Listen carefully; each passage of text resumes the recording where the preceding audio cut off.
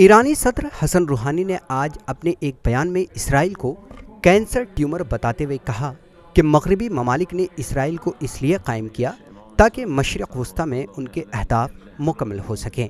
उन्होंने एक इस्लामी इत्तेहादी कॉन्फ्रेंस से खिताब करते हुए इसराइल को एक बातिल निज़ाम बताया।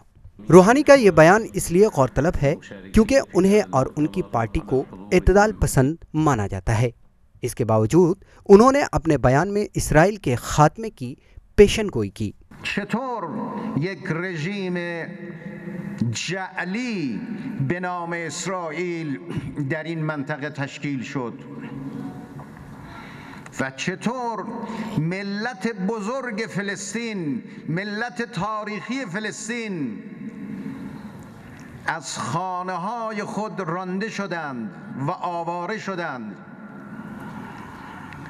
و سالیان دراز مورد قتل و غارت و ستم صهیونیست ها در این منطقه قرار گرفتند।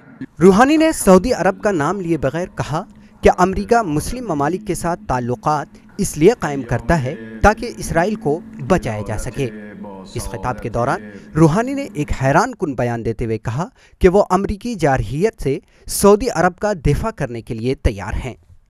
شما را برادر می‌دانیم، ما ملت‌های منطقه را برادر می‌دانیم، ما مردم مکه و مدینه را برادر خودمون می‌دانیم। काबिल ज़िक्र है कि सऊदी अरब ने ईरान के साथ तमाम सिफारती ताल्लुकात तब मुअत्तल किए थे जब ईरानी एहतजाजियों ने शिया इमाम नम्र अन नम्र की हलाकत पर ईरान में सऊदी सिफारतखाने पर हमला किया था।